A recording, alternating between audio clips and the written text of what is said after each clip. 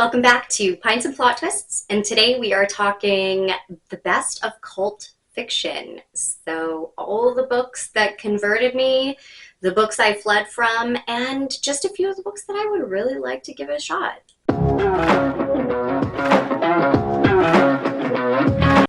Hey, I'm Julia, and this is Pints and Plot Twists, where great fiction meets great beer. So cults are kind of having a moment right now, and I'm not really surprised when you look at what's happening south of the border. There's a whole crew of red hat wearing folks that give cult enthusiasm a whole new meaning. It's kind of terrifying. But in this video, we are keeping it strictly fictional. There is a metric ton of good stuff out there about cults, but I have a few favorites. I just read some good ones, so I want to share what I really enjoyed. A few that I didn't love so much, but maybe you'll have a different take. And a few that are on my TBR and creeping steadily upwards as I make it through the just ludicrous amount of books that I have here in my house. Before we get into the books, it is time to crack some Kool-Aid. Actually, no, we're not doing Kool-Aid today. I didn't drink the Kool-Aid. But it's the closest thing I could find. This is the Crush Puppy Lemon Lime Sour from Farm League Brewing in Galt, Ontario. And I have tried it before.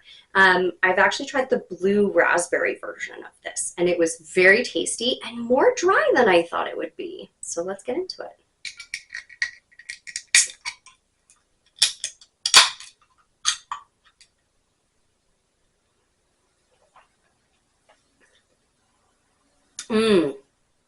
The lemon lime is better than the blue raspberry, I'm afraid. I'm sorry to say, but the lemon lime is better than the blue raspberry. Ooh, it's tasty. It's actually not as sour as I thought it would be, nor is it too sweet. Definitely still got some dryness in there. Quite nice. Very easy drinking, very good afternoon in the sunshine kind of beer. And as close as we're getting to drinking the Kool-Aid today.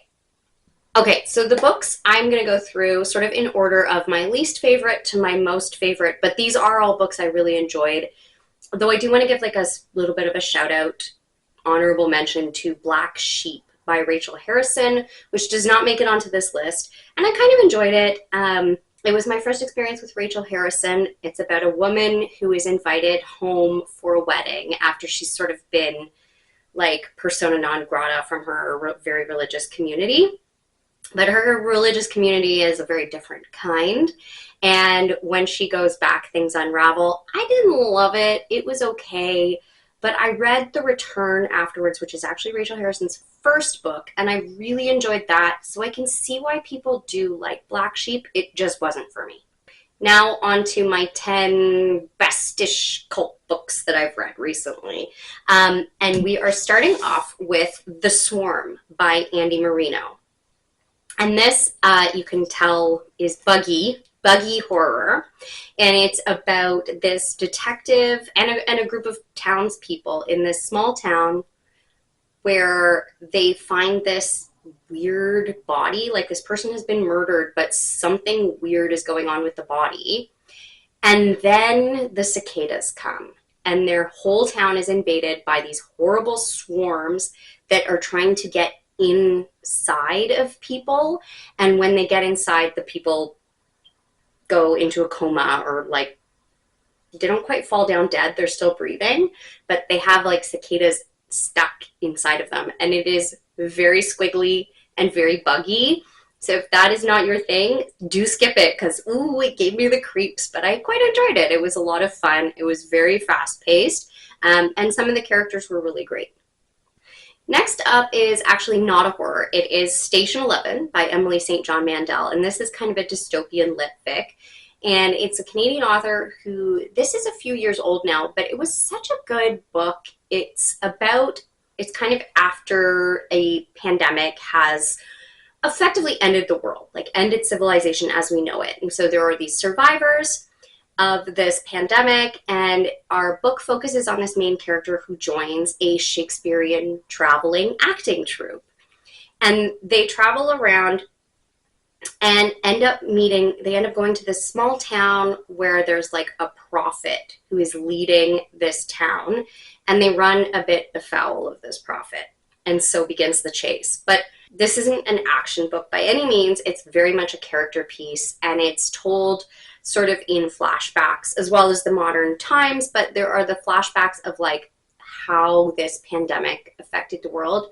And it was beautifully written. It was turned into like a TV series, I think. I didn't watch it, but I heard not so good things. The book was beautiful. I really liked her writing and quite enjoyed this, but it has been a while since I've read it, so it might be time for a reread. Next up is an absolute classic, Rosemary's Baby. Oh, it's such a good book. I'm actually reading it again. I'm listening to the Mia Farrow version of it, and she's got such a great voice and such a great character actress. So I'm really enjoying listening to it through because I hadn't read it in years and years and years. And it is sort of like the classic cult book. You know, she moves in, Rosemary and her husband move into this apartment building, and things go very awry when they run afoul of the cult that basically lives there. So very enjoyable. This one totally holds up, and I would highly recommend. Next up is one that I cannot find on my shelves right now, but it's called Silver Nitrate. It's by one of my favorite authors, Silvia Moreno Garcia. And it is one of those ones that kind of surprised me because I am no film buff. I like to watch Marvel as much as I like to watch Dunkirk, probably more, actually, to be honest. I don't really get worked up about film, fancy films and things. It's just not my jam. I'm not really a big TV watcher, and I don't watch a ton of movies. But this one still held my attention and did really great things, even though I didn't get the like film geekiness of it. But this is about Montserrat and her best friend Tristan, and they are in, I believe it's 1980s Mexico City. And they find out that Tristan's neighbor is this famous director who did this movie that was never finished. And he did the movie back when they used silver nitrate to film on. And silver nitrate is like when you picture the old film canisters, that's what was in them. And apparently it was very flammable. So it was actually really dangerous to use this stuff. But anyways, tangent aside, this book follows Montserrat and Tristan as they sort of try and piece together this old film. And it was really great. I loved Montserrat. She was such a good character. And is one thing Silvia Moreno Garcia does so well is characters and atmosphere. And she really knows how to world build. So I really enjoyed this, despite it being kind of geared towards film geeks. From here on, it got so tough to sort of organize them. So this is just how I'm feeling right now. This list could probably change very easily, but this is what we're going with for now. I had to order them, so take this with a little bit of a grain of salt from here on out, which is my favorite. But next up is The Ballad of Black Tom by Victor LaValle. And I don't have my copy right now because I have lent it out to a friend who loves cosmic horror. But it is actually based on a Lovecraft story called The Horror at Red Hook. And Victor LaValle took The Horror at Red Hook because I think he said he really enjoyed Lovecraft stories. However, H.P. Lovecraft was a raging, racist, horrible human being. So he's reimagined The Horror at Red Hook as starring this African-American, Tom. And Tom is in Harlem. He is a musician, and he gets roped into performing for this really weird guy and his friends at this big party they're going to have. And oh, this was so satisfying. I read this in one sitting. It's a tiny little book, but it was so well written, and I loved Tom, and I found this so satisfying. I sometimes find cosmic horror can be a little loosey-goosey for my taste, and I don't find it scary, and I didn't find this one scary, but I found this one the vengeance was excellent, so well done, and I really loved this book. Next up is one of my very recent reads, and kind of what spurred me actually to do this video, which was Little Eve by Catriona Ward.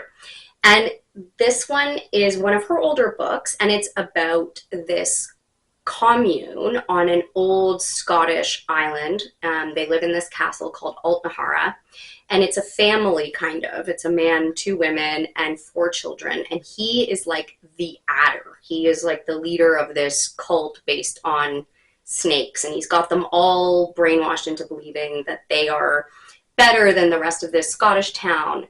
But what happens in the opening of this book is a townsperson goes to make an ordered delivery, and he finds the inhabitants of the island all dead with their eye gouged out, just one of their eyes gouged out.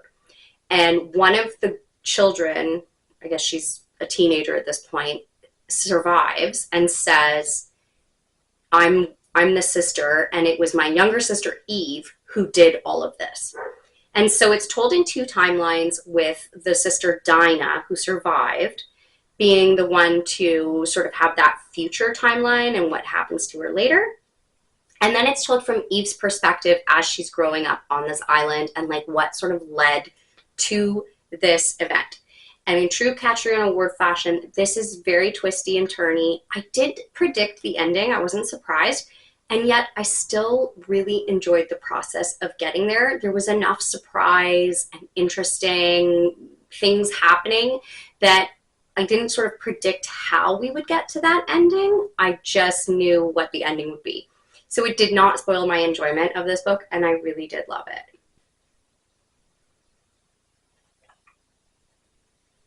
Next up was my introduction to the insane world of Chuck Tingle, who is incredible.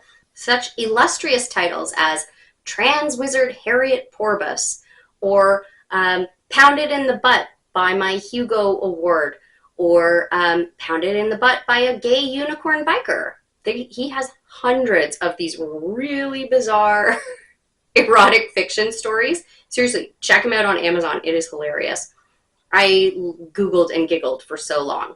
But he got picked up for a trad publishing deal with a 3-book deal. And this was the first one. It's called Camp Damascus.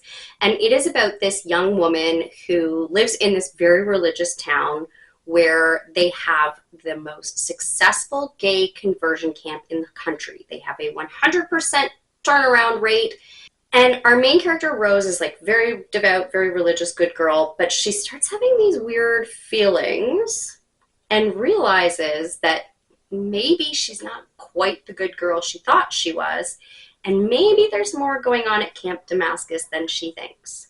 This was such a thrill ride. I had so much fun with it. I really love Rose, and all of the characters in this are like, you can tell that Chuck really loved the characters that they were writing about, because the love shines through in these pages, and it was so good and kind of freaky, and I just really was impressed with this. It kind of flew under my radar, and I do think it isn't getting the love that it deserves, because it is a phenomenal book. Okay, my next 3 are ones that I really struggled with placing, even more so than I did before, and this one, I think, had a lot to do with how I read it. So I listened to the audiobook of Wilderness Reform by Matt and Harrison Query, and I loved it. I loved it so much. I connected with the characters, and all I wanted to do was just pinch their little cheeks. And I know not everyone had the same experience of this. They found it really slow, but I think part of the appeal for me was that the narrator built such characters with the vocalizations, so I got really attached to the characters in this book, and I think that really helped me out. So I'm not sure if I would have had the same experience reading the actual physical book. Normally I prefer to read the physical book, but I think this one just really worked for me in an audiobook. But it's about Ben, who is a 15-year-old, he's a teenager who steals a car to get away from his like terrible aunt who's beating him, I guess, who's abusive, I think, and he gets caught, and he is offered sort of this choice between go to jail or go to this wilderness reform camp. And so his aunt sends him off to wilderness reform camp, and once he gets there, he bunks up with these other boys, but the counselors are all like kind of goofy surfer dudes and trying to be cool, but ending up being just giant dorks.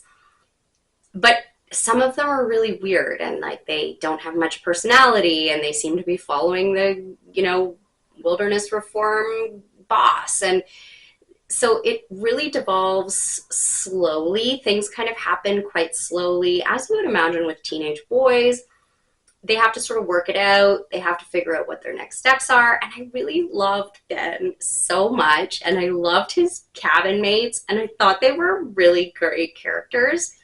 And the narrator, again, did such a good job of differentiating between the four boys that I fell in love with them all. And I just loved this book so much. I know people have complained that it is very slow, but for me, I loved it. It totally worked for me. I actually liked it better than their other book, which is called Old Country, which is also great.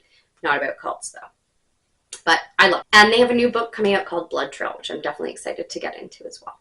My second to last or second to best cult book, and again, I've gone back and forth a bit on whether this was second to last or number one, number two or number one. It changes day by day, but today, this is what we're going with for second favorite, Last Days by Adam Neville. And he's a British writer who's got a ton of horror books out. A bunch of them have been made into movies, so The Ritual and No One Gets Out Alive, both originally written by Adam Neville. And I don't think he gets as much love in the Americas as he maybe deserves. He's very big in Britain, I understand, but not as much here. I actually struggled to find his books on shelves sometimes. But Last Days was phenomenally good. Despite being like quite a big book, it was so good I could not put it down. It's about a documentary filmmaker, Kyle, whose like last shot at getting back into the scene is this guy, this eccentric old rich man who hires him to film a documentary about the Temple of the Last Days, which was a cult back in the 70s. So he's got to go back to all of these locations where the cult was based. He's going to interview some of the folks that were in the cult, some of the survivors. And there's some weird stuff going on with this cult. And the atmosphere in this was so tense for like half of this book. My shoulders were up at my ears because I was like, oh my God, are they going to find another thing on the wall? Is something going to happen? And it almost had like jump scares to it because he built up the tension, he ratcheted it up until you were like, oh my God, I can't turn the page. What's going to happen? Almost like a movie. And so, yeah, I think that's incredibly talented to be able to do that for so many pages. And then the ending is like a speed run. It is wild. So I recommend this book all the time. I loved it, and it spurred in me a huge love for Adam Neville. I've read a few more of his books, and I want to work my way through his entire novelography, through his entire backlist of books, because this is one of the best horror books I've ever read. And on to the numero uno in the cult fiction category, it's Mary by Nat Cassidy. This book, I cannot say enough good things about. It is messed up. It is about Mary, who's a 50-year-old woman. She's in perimenopause. She gets fired from her job basically for being too old. She has to move back in with her abusive aunt who raised her, and she is seeing things in the mirror. She's seeing her face melting off when she looks in the mirror, and her doctor won't take her seriously. So she goes to her hometown where she had a very weird upbringing with this somewhat abusive aunt. Oh my God, is this book messed up. It is the craziest thrill ride you could possibly imagine. You will never know what's coming next. But what it did so well, which is really impressive, is that Nat Cassidy's a man, and he wrote a perimenopausal woman incredibly well, like beyond well. And there's a wonderful afterword in pretty much all of his books that really talks about, he says, this isn't really my story to tell, but I did it anyways. And they're really moving and really worth reading. So if you ever pick up a Nat Cassidy, read the afterword.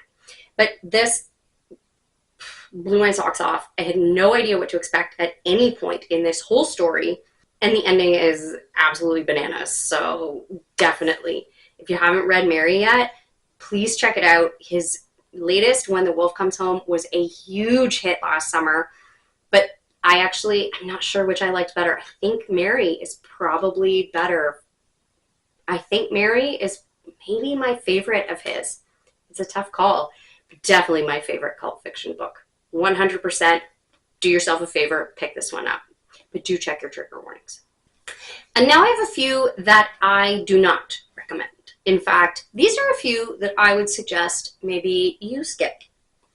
But you do you. I'm not here to tell you what to read or not to read. I'm just here to give you my opinion and what I thought of these things. The cult fiction that I personally would skip, The Unworthy by Agustina Bastarrica. This one is a snooze fest, and I've talked about it a few times because it was such a disappointment for me. But total snooze fest. It glossed over all the scary parts, and yeah, nothing really happens much. It's about a cult after an apocalyptic plague has hit the world. No good. Next up, I listened to Just Like Mother by Anne Heltzel, and this cover is absolute nightmare fuel. I hate it so much. It makes my skin crawl. It's about a woman who escapes from this mother cult where motherhood is the greatest calling and men are basically useless. So she escapes but leaves her cousin behind, and she is adopted. Her cousin is fostered out, and they disappear from each other's lives. 20-ish years later, they reconnect via a 23andMe kind of site, a DNA website. And this cousin is now this incredibly successful millionaire business owner who is very focused on family and motherhood being the greatest gift of all.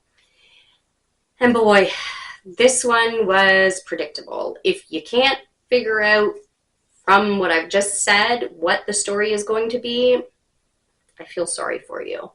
But our main character, Maeve, is a complete moron. She's so stupid at every turn of this book.